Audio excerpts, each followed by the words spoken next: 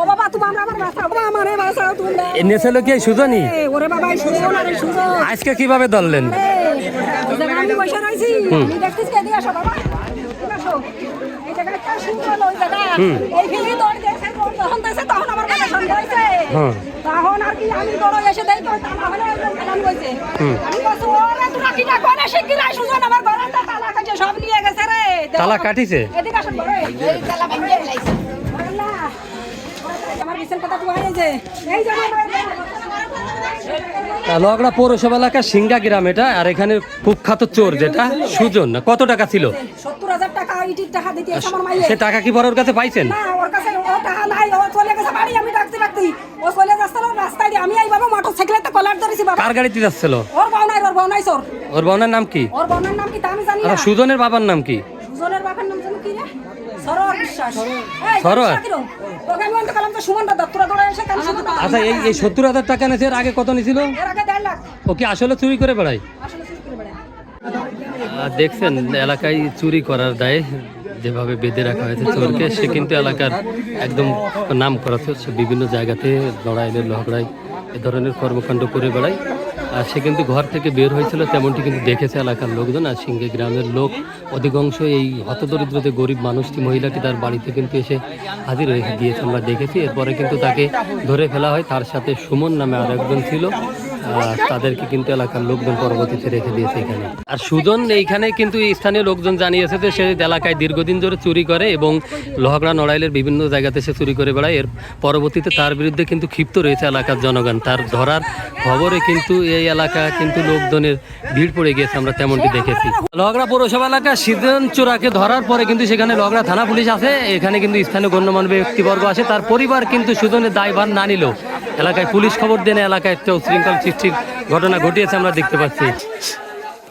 সুজন কিন্তু এলাকার দাগি চোর হলো তার পরিবার কিন্তু তাকে ধোয়া তুলসীর পাতা মনে করেছে এমনটি দাবি ছিল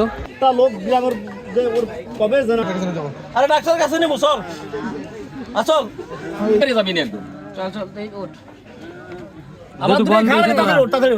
কাকু আরেকজন ডাক দেন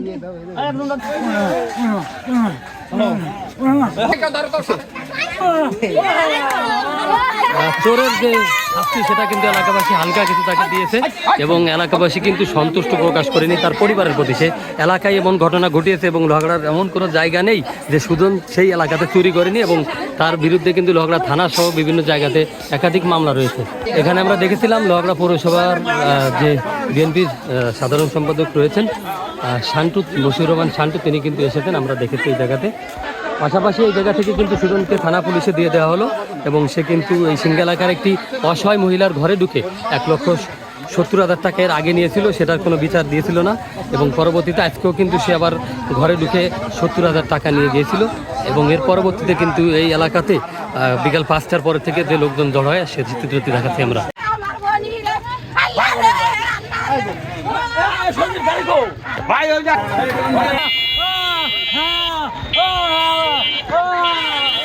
তাকে কিন্তু থানা পুলিশের কাছে হস্তান্তর করা হলো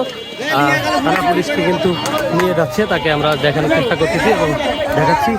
আর ঘটনাটি ঘটেছিল কিন্তু বিকাল 5টার দিকে লহগড়া পৌরসভা এলাকার সিঙ্গা গ্রামে সেই জায়গাতে আমি রয়েছি আর এখান থেকে দেখানোর চেষ্টা করছি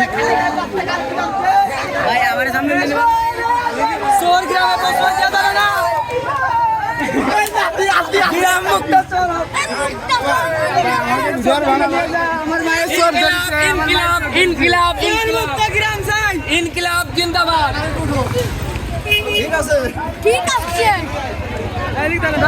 চোর মুক্ত গ্রাম চাই সুস্থভাবে বাঁচতে চাই সুজন কি এলাকার দাগি চোর কি বলবো হলো ন্যাশনাল চোর ওর সাথে আরো জড়িত আছে এলাকার লোকজন আছে 5-6টা আছে সেগুলো কি পলাতক করে ধরা পড়ে যে চোর ধরাতেই এলাকায় যেভাবে চাউর পড়ে যায় এলাকার মানুষের এখানে যে ভিড় হয়েছে হাজার খানিক মানুষ ভিড় হয়েছে আর সুজনের পরিবারের দাবি কিন্তু তার ছেলে ফেরেস্তা এমনটি ছিল এখানে কিন্তু বিএনপির বিভিন্ন নেতাকর্মীরা এসেছিল থানা পুলিশের পাশাপাশি এই চোরকে এলাকা থেকে উদ্ধার করে থানা পুলিশে হস্তান্তর করা হয়েছে এই মুহূর্তে আমরা সেটা দেখালাম এবং চোরের যে বিচার এবং প্রাপ্য সেটা কিন্তু হালকা পাতলা করে দিয়েছে এলাকার লোকজন